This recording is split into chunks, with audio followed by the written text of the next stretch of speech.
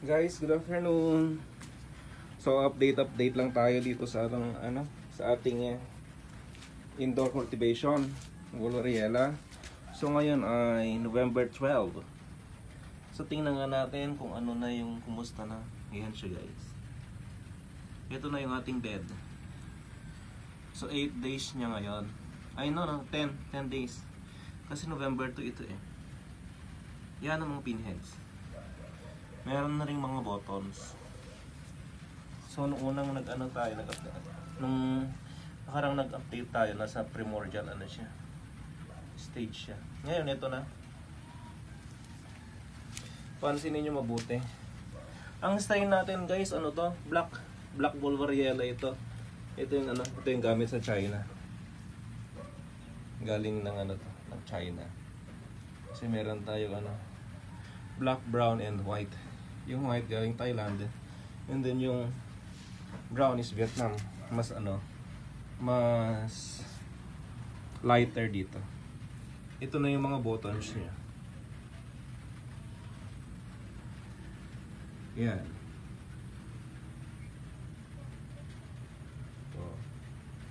So bukas mag-harvest na tayo. Pwede nang i-harvest tong mga to bukas. Ayun, no? Ang daming may pang mga pinheads. Problema, sobrang dami yan, hindi sila mabubuhay lahat. Magda-die back yan. Maraming mamamatay din. Kasi magagawan sila ng nutrients. So kahit saan naman, kahit sa plants, animals, pag sobrang dami at hindi sapat ang nutrition nila, talagang affected din. Ang kaganda lang dito, makita natin ang dami mga tumutubo. Isang sign na malakas yung strain, active. Ayan siya. Hanggang dito sa baba. Ayan. Actually marami ng mga brown, black. Ayan, pansinin nyo. Ayan, guys. Daming maliliit. Ayan. Medyo madilim nga lang kasi dito. Kasi indoor nga. Tsaka makulimlim sa labas. Paulan-ulan kasi nga mga bagyo. Buti nga lang naka-indoor. Yung mga nasa labas natin, ayun, nabaha. Okay pa naman yung niya, moisture niya. Baha yung mga nasa labas eh. Ayan .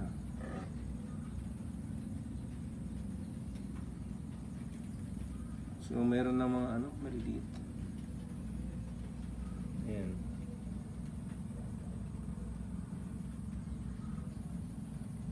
Ito, guys, gumamit tayo dito ng casing. So hindi ito yung usual, yung common na practice or technology dito sa ating bansa ng Wolveriella. Kasi ang common na technology ng mga growers sa labas or dito sa Pilipinas, sa Wolveriella, dried banana leaves. Ito kasi hindi. Actually banana box yung ginamit natin dito. Banana box, carton. Yan yung mga substrate niya.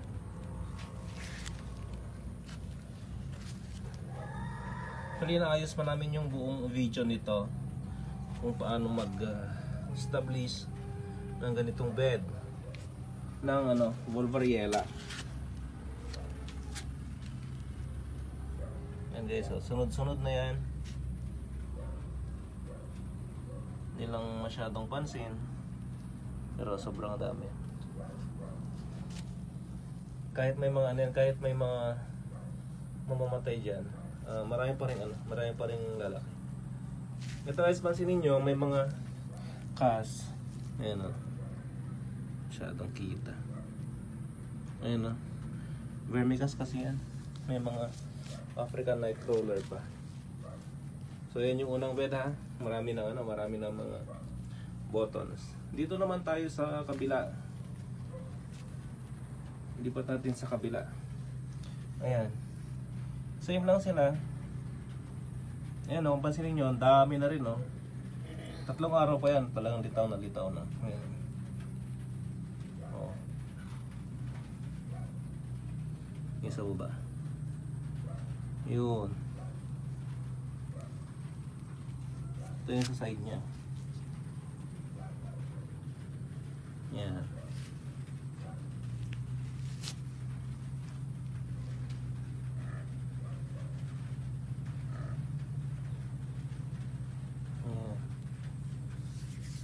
Dito sa ibabaw, pansinin mo. Ayan.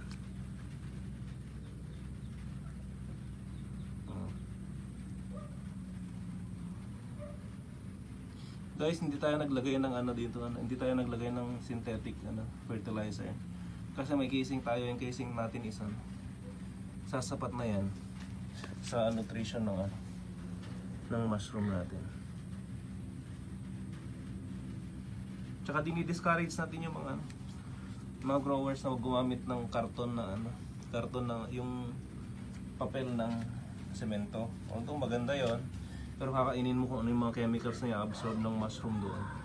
Yun yung disadvantage nun. Kahit na pang commercial, huwag kayo magamit.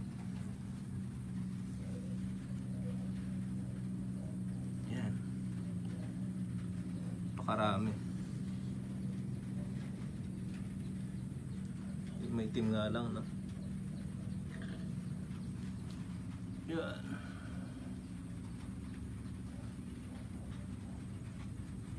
Yan. So guys, sa mushroom growing, lang yan. Unang-una, cleanliness talaga. Napakahalaga ng cleanliness sa area mo. Sa growing area. Pangalawa, syempre, quality spawn. Siyempre dapat maganda yung strain mo, yung management mo okay din. Tapos ayan, mga requirement ng Wolvariella dapat masatisfy mo. Yun yung dyan, yun yung sekreto dyan para ma-attain mo talaga yung optimum yield. Dapat masatisfy mo lahat ng niya, ng pangangailangan niya. Ayan.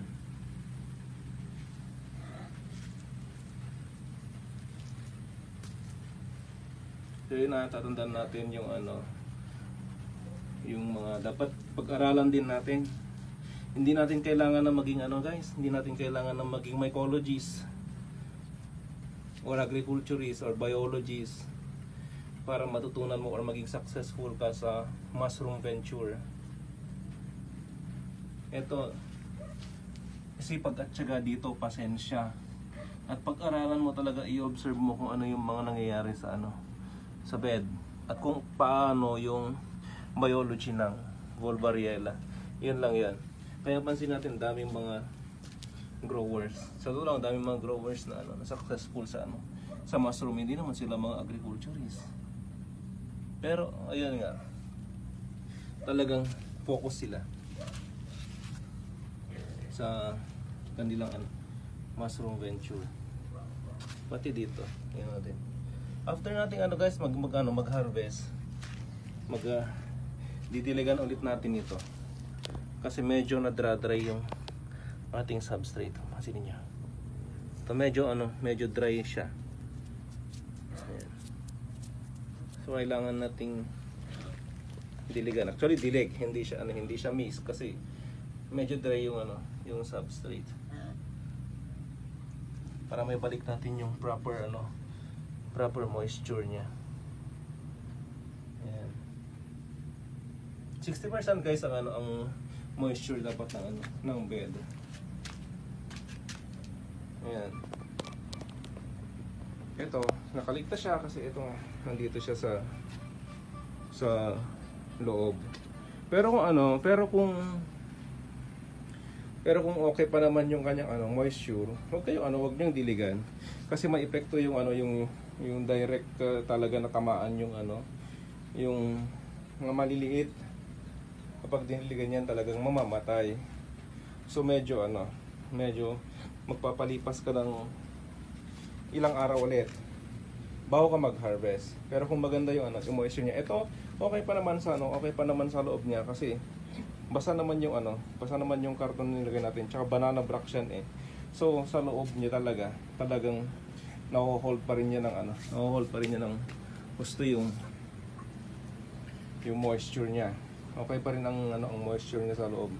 Yun nga lang kapag hindi natin diniligan, lalo na yung isa after ng harvest, talagang mabilis matuyo din, mabilis din ma-dry sa loob dahil organic ito eh. Organic fertilizer itong nilagay natin, vermicompost.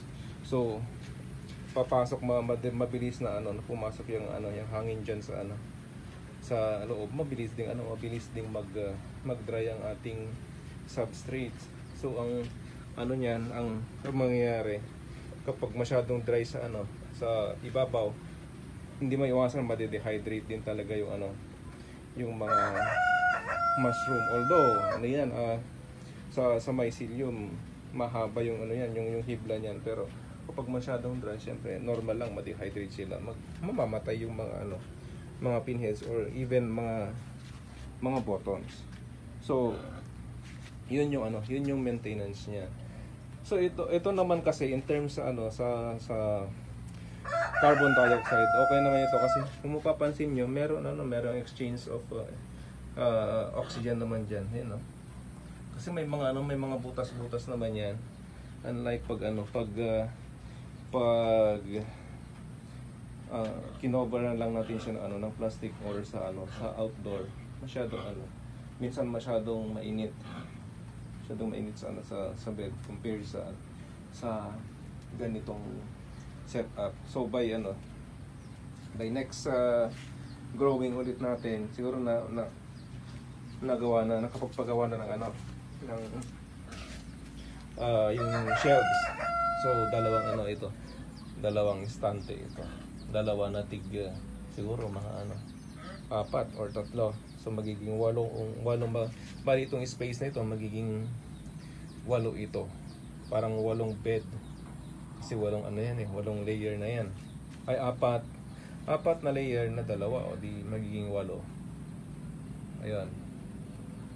Yun yung niya. So ayan guys, mapapansin din natin may mga ibang tumubo rin na mga mushroom. Ayan. Tanggalin natin natin agad para hindi sila mabilis dumami. Lalo na pag sa coprinose. Dapat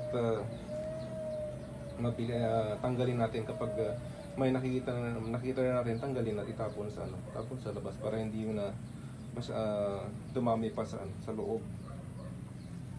Yan.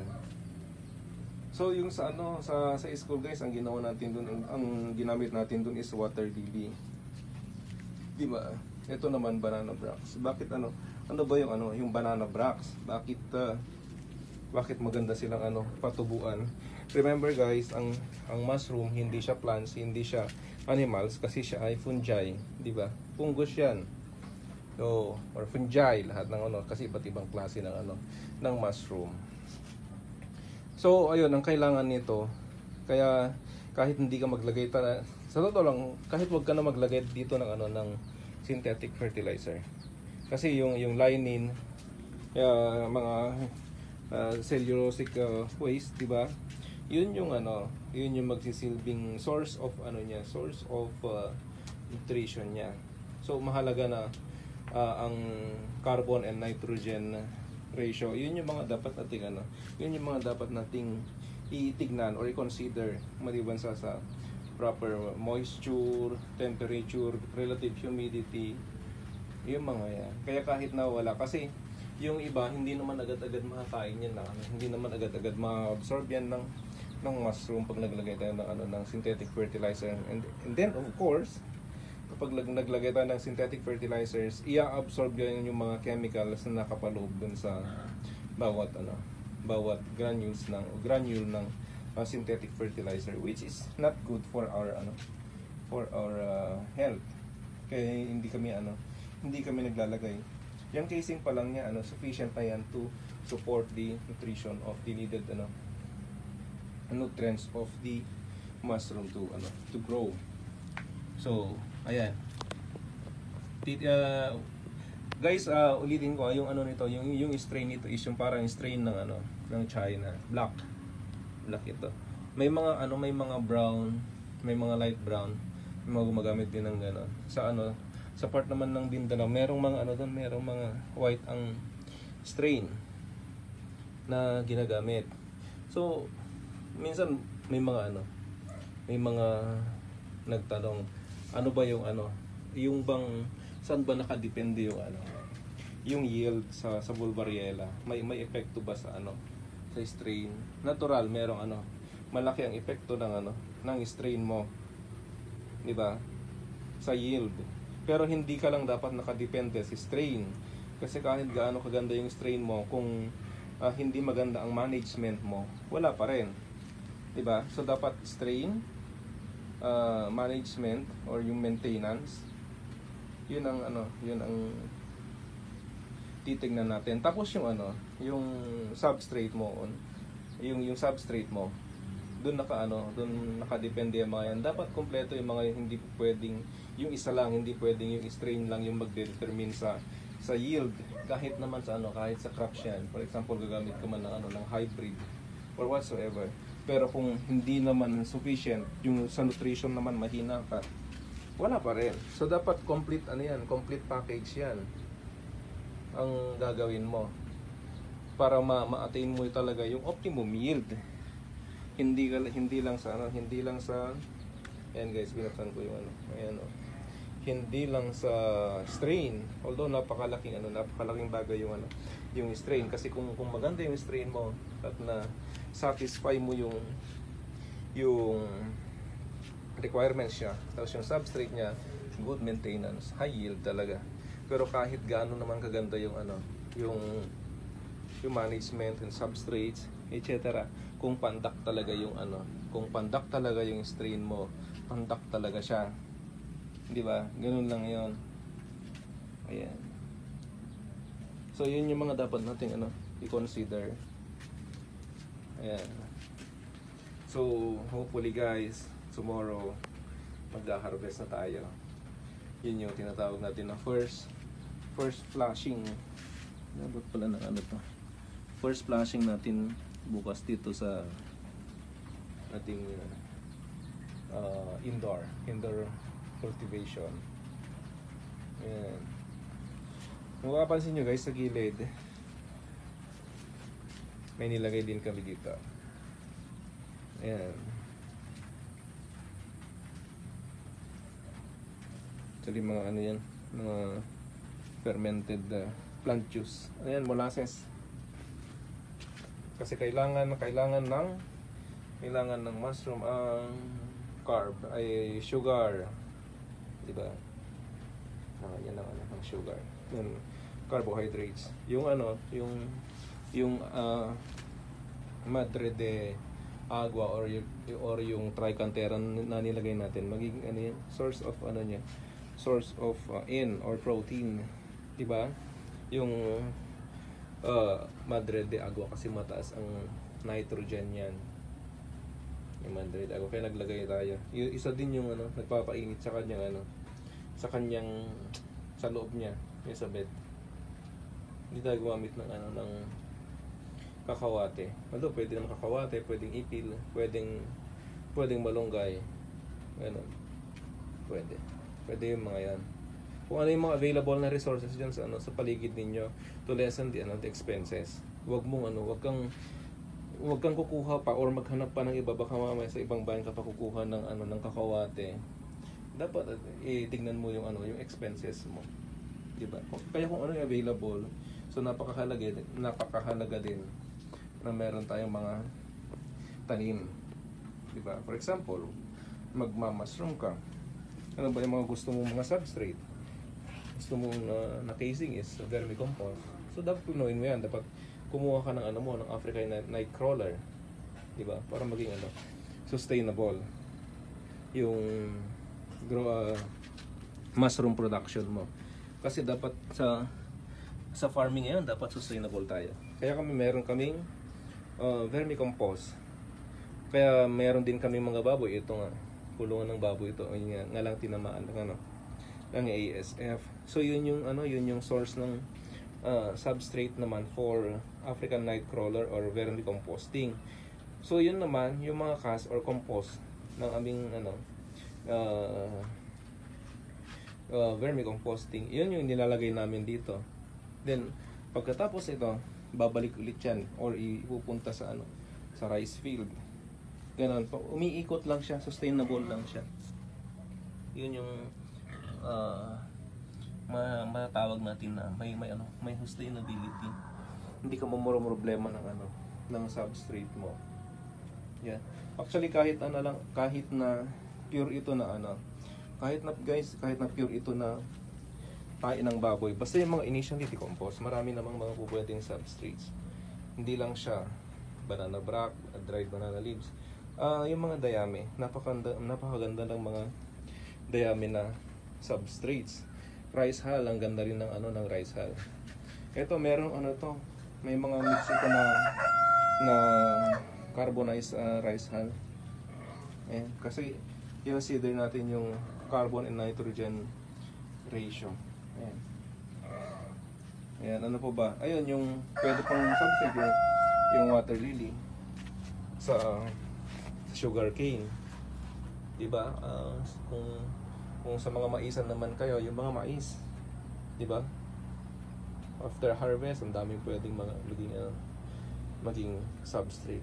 Imbakin lang. Ayan. Munggo. Pag time ng munggo, maraming munggo. Yun ang kailangan mag-ipon.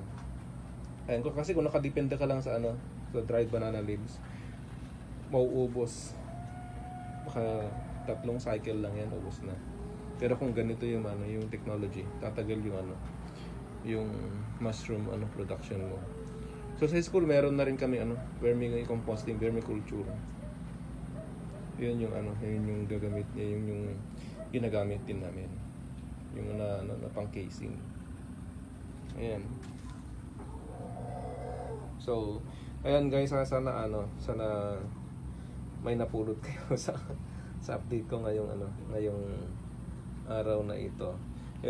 Hindi pa masyadong maayos yung mga video namin kasi ipapaayos ko pa sa brother ko. Yung process talaga nito, yung actual na makikita nyo kung paano kami nagtanim. May mga video kami dito pero mga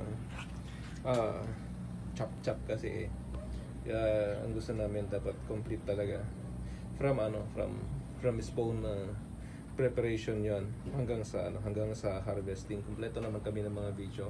Kailangan lang na ayusin at i-upload namin sa